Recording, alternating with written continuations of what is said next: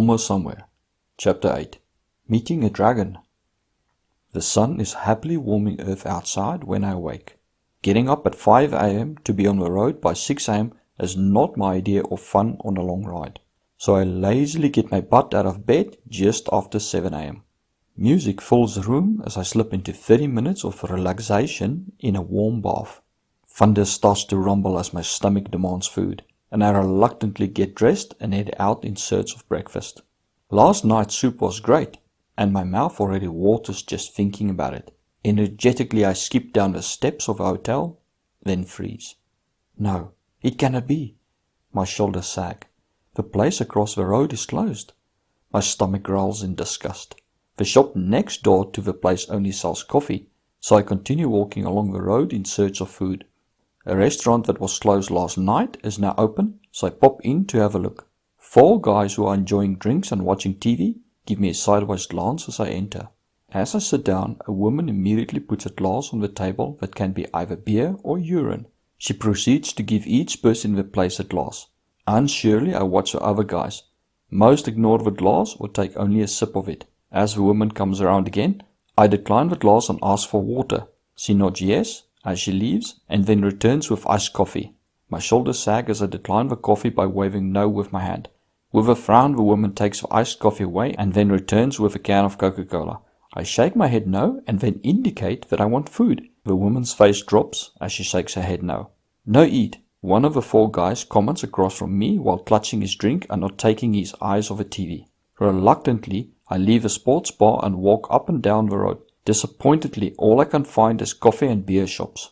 With my stomach complaining, I return to the hotel to fetch my motorcycle and then head to the gas station down the road, which happens to be next to a gym. I guess you can pump it all up here. With the motorcycle's fuel tank filled up, I head back to the hotel, collect my stuff and pay my room. This time I have no problems with the room price. As I climb onto the motorcycle to leave, the hotel receptionist and the porter walk to the door and wish me good luck for my trip. Thanking them, I take to the road with the intention of stopping at the first place selling food and have breakfast. A few minutes later, I cross a bridge and pass a fleet of fishing boats. This is the first time that I've seen Vietnam fishing boats, and I have to pull over and take some pictures. Amazed by the fishing boats, I take to the road again, but stop just as I pass the next bridge. All I can do is shake my head at the round fishing boats at anchor, some with engines. These have to be the strangest boats I've ever seen. The road runs close to the coast. However, for the most part, I only get glimpses now and again of it. My head snaps to the side and I slam on the brakes as I pass a medieval European-style castle. It has a large square and ancient dome and 4 watchtowers. No way! A castle out here? Hi, what is this place? I ask the security guard at the entrance.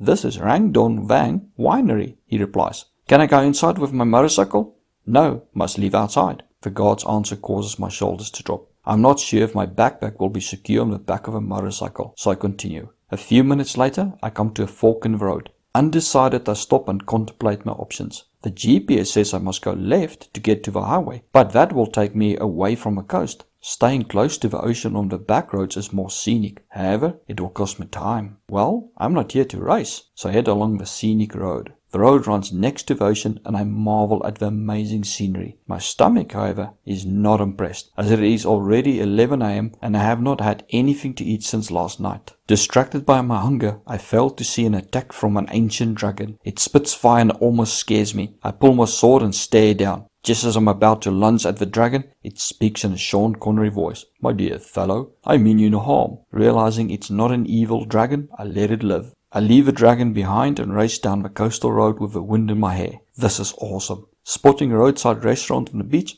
I pull over for breakfast and lunch in one. Surprisingly, the menu is in English, and I order a beef salad. To my relief, the meat is cooked. I once ordered a beef salad in Cambodia, and the meat was raw. The Cambodian chef was very upset when I asked him to cook the meat. As to him, a salad must be raw. With a dragon in my stomach satisfied, I take to the road again. The next stand is Muine, the first overnight stop John suggested. I stop just outside the city limits and admire the scenery while contemplating if I should stop for the day. With plenty of daylight still left, I leave Muine behind and head for the unknown. 32 kilometers past Muine, I stop to gas up the motorcycle. The gas attendant looks the motorcycle up and down as he fills the tank and then comments, "Motorbike problem?"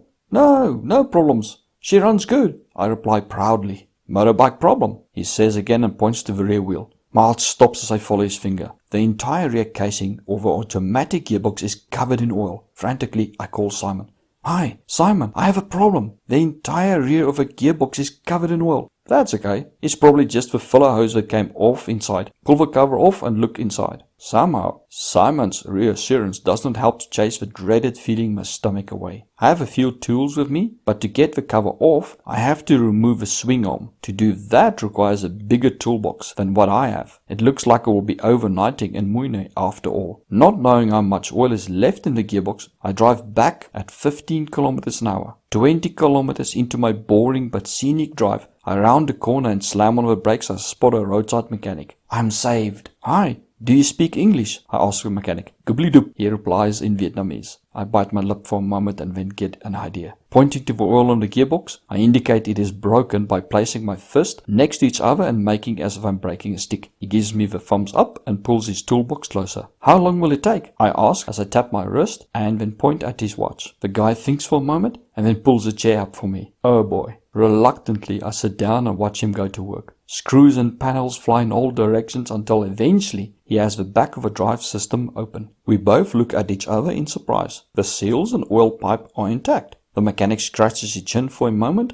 and then starts to smile as he pulls a plastic bowl closer. Removing the drain plug, he drains the gearbox oil. The more the oil flows out, the more he smiles. As the last droplets of oil fill the free air, he puts the plug back in and then stands up and gets a small tube of oil. He shows me the small gearbox oil tube and then points to the oil in the bowl. Yep, I get it. The gearbox was overfull and the excess blew out. The guy at Simon Mink's never drained the gearbox before putting more oil in. Shame on you. I phone Simon and we are both upset. For safety, I have the engine oil changed and then buy a spare tube of gearbox oil. All in, it cost me $10. However, the 2 hours I lost are worth more. I am now 12 kilometers from Muinui and it is way past 2 p.m. It takes me all of half a second to decide to just keep going forward and see what I can make with the available daytime I have left. About 50 kilometers further on, the road pulls away from the ocean and Vietnam countryside follows the scenery. With the road open and smooth, I keep the speed at around 80 kilometers an hour. About 30 kilometers on, the road turns back to the ocean and rewards me with amazing scenery. Just outside Kana, as the sun starts to bow to the moon, I spot a gas station with a restaurant and hotel across the road from it. Perfect. Almost everything I need. They lack a good braai. The hotel and restaurant are on the beach, and I have a stunning ocean view from both my hotel window and the restaurant. My GPS says I have done 480 kilometers in 2 days. This far from Saigon, the menus are not in English and the server does not know any English either. Using my iPhone, I translate beef, rice, vegetables and water into Vietnamese and show it to the server. Amazingly, she understands and I get an awesome beef and rice meal with vegetables with a bottle of ice cold water. After dinner, I check into my hotel next door. "Motorbike inside," the reception woman says as I want to head to my room. I glance over at the 5 steps that lead to the hotel. "How?" I ask as I point to the steps. Come, she says as she walks around the reception desk and calls the security guard. After a few words in Vietnamese, he walks off and then returns a short while later with a narrow wooden plank almost as wide as the motorcycle's tires. After placing the plank over the steps, the security guard helps me push the motorcycle into the reception area. For added security, I chain the back wheel up and draw a frown from the security guard. Offended, he walks away shaking his head while muttering something in Vietnamese. In my room, after a long shower, I look at my options for towns for tomorrow. In the end, I decide to go for one of the towns John suggested, Dalat. It is a French-style town in the mountains, a 165-kilometer drive. To get there, I will leave the ocean and the AH1 highway and head to the mountains and follow the famous Ho Chi Minh Road. Ho Chi Minh built this road during the Vietnam War to link the North and South Vietnam. It runs through the mountains close to the Cambodian, Vietnam and later Laos-Vietnam border, and was used to bring troops and supplies down from North Vietnam to South Vietnam. As it runs through mountain areas that are largely untouched, this road is an amazing one to ride. I almost cannot wait to go to sleep so I can dream about the mountain passes I will face tomorrow. Thank you for watching Almost Somewhere, Chapter 8. If you enjoyed this video, please give it the thumbs up and share it with your friends. Also consider getting the book from the links in the description below, or buying me a cup of coffee from the PayPal link in the description below. This will enable me to continue making videos like this. For guidebooks about motorbiking in Cambodia and Vietnam, as well as other travel guidebooks, see the links in the description below.